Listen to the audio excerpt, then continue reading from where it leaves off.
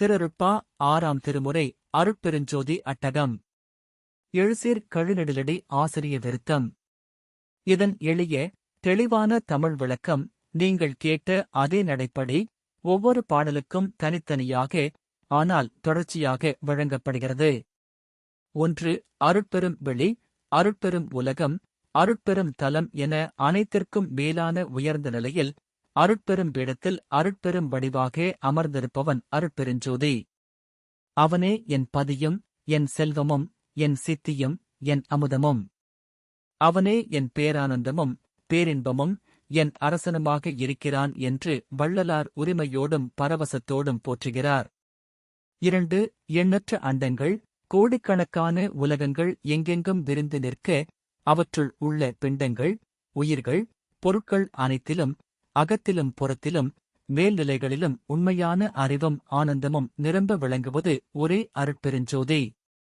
எந்த இடத்திலும் விலகாமல், அழியாமல் நிற்கும் அந்த ஒளியே என் அரசன் எனக் கூறுகிறார்.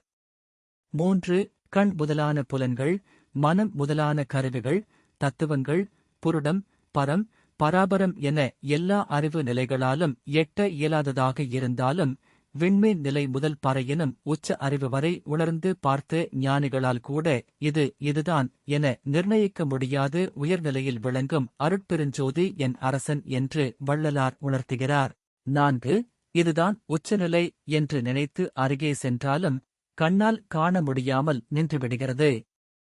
திசைகள் மயங்கி வேதங்களே திரும்பிப் போகும் அளவுக்கு அதன் இயல்பு சொல்ல முடியாததாக இருக்க, அதைச் சொல்வது எப்படியோ என்று நாவே அசைய இயலாது நிற்கிறது. அந்த இயலாமையையே உணர்ந்து மௌனமாக வணங்கும் ஞானிகள் போற்றும் அருட்பெருஞ்சோதி என் அரசன் என்கிறார். 5. இது சுத்த வேதாந்த மௌனமா? சுத்த சித்தாந்த ரகசியமா? நித்திய நாதாந்த அனுபவமா? எல்லா முடிவுகளுக்கும் மேலான முடிவா? புத்த அமுதம் போன்ற சமரச தத்துவமா?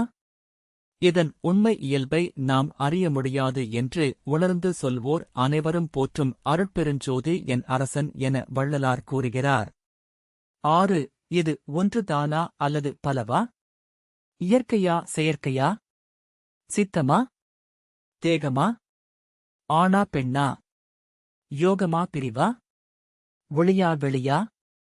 இவற்றில் எதுவென்று சொல்ல முடியாமல் நின்று ஆகமங்களின் துணையோடு மட்டும் வணங்கப்படுவது அந்த அருட்பெருஞ்சோதி, அவனே என் அரசன் என்று வள்ளலார் விளக்குகிறார். 7. எல்லா தத்துவங்களையும் ஒவ்வொன்றாக கடந்து தத்துவாதீத நிலையை அடைந்து சித்தியியல் அனைத்தையும் அறிந்து சிவநிலையை உணர்ந்தபோது நாமும் நம் உணர்வும் ஒன்றாக கரைந்துவிட்டோம் என்று அனுபவித்த ஞானிகள் வணங்கும் அருட்பெருஞ்சோதி என் அரசன் என்று கூறப்படுகிறது. 8. எங்கும் பரவி விளங்கும் சிற்சபை வெளியில் இது அது என்று சொல்ல முடியாத தனி அனுபவத்தை எனக்குத் தந்து என்னை அதுவாகவே மாற்றி பொங்கும் ஆனந்த போக அனுபவமாகி அமுதத்தை என் உள்ளத்தில் ஊற்றி கையில் கனிபோல் எளிதாக வந்து அமர்ந்து அருள் செய்தவன் அந்த அருட்பெருஞ்சோதி, அவனே என் அரசன் என்று வள்ளலார் உருக்கமாக நிறைவு செய்கிறார். இந்த அருட்பெருஞ்சோதி அட்டகம் முழுவதும் அருட்பெருஞ்சோதி என்பது விளக்கப்பட வேண்டிய ஒரு கருத்தல்ல, அனுபவிக்கப்பட வேண்டிய ஒரே பேருண்மை என்பதையே வள்ளலார் மௌனம், பரவசம், உரிமை, போற்றுதல் எல்லாம் கலந்து அறிவிக்கிறார்.